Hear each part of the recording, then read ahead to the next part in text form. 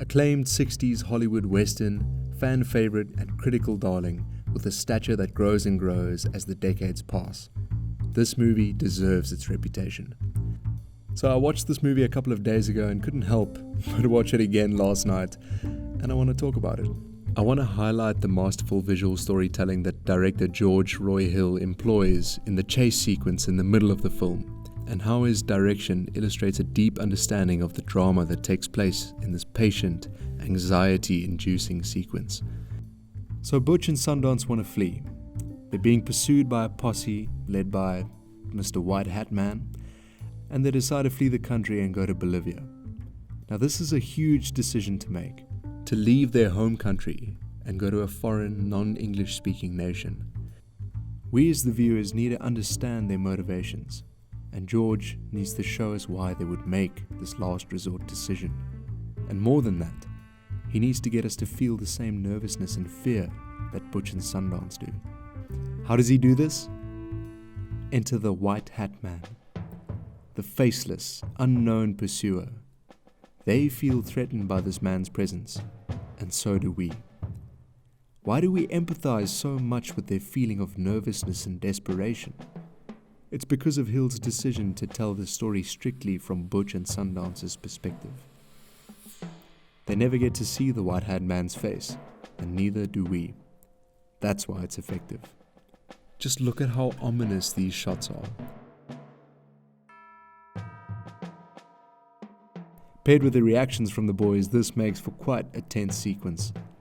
These guys are unrelenting. You get tired, don't they get hungry? They're competent. Couldn't do that. Could you do that? How can they do that? But most of all, they are unknown. Who are those guys? Who are those guys? Jesus, who are those guys? Inconceivable! An unknown enemy is scarier than a known enemy. And so we never get to see these men. They're just faceless figures onto which we project our fears. Think about how the feelings of dread would have been minimalized if we were allowed into the space of the pursuers. If we had seen their faces, heard their voices, or saw their efforts of tracking in action. No, the drama is caused by wondering, who are those guys? What type of men can track us for this long, this accurately? And naturally our minds exaggerate the danger level of threats that we can't see or don't understand. This isn't the first time this type of technique has been used in film. Think Jaws, for example. Later in the film, while in Bolivia, the White Hat reappears, and with one shot, 1 second,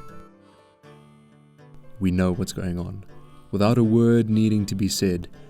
And it's even more brilliant that Hill still had the restraint to not allow an interaction with him and our main characters.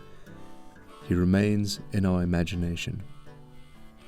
With this, he achieved what I like to call the Mr. Hyde effect. In the story The Strange Case of Dr. Jekyll and Mr. Hyde, Mr. Hyde is a character of intense ugliness, almost a monstrosity of a person, and in your mind you construct this villainous, evil person. And I've never seen one of the film adaptations of the story, and I don't really want to, because I know for a fact that their visual interpretation of Mr. Hyde can never match what my imagination conjures up. And that's what's created with the man with the white hat. He enters into our imagination and becomes something more formidable than he could have been if we had seen more of him on screen.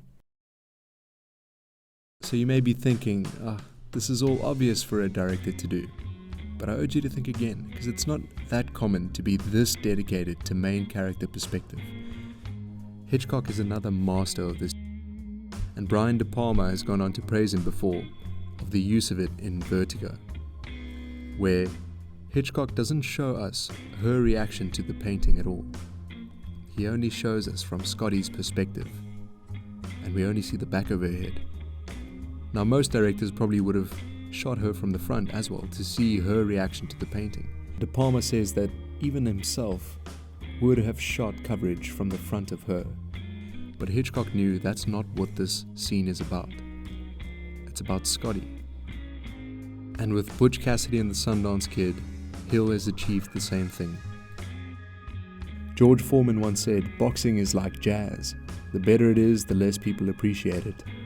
And I'll extend that to say film is like boxing is like jazz. Shots like this will go unnoticed by most viewers, but it has a deep effect on how they experience the story. Of course, sometimes great filmmaking is easy to see and draws attention to itself sometimes, but not always. Just like Hitchcock, Hill understands the moment and these characters deeply, and he knows that this sequence is not about the posse's relentless pursuit, but about Butch and Sundance's reaction to it, and the speculation and fear that this pursuit could mean for them. And as a result, we feel it too.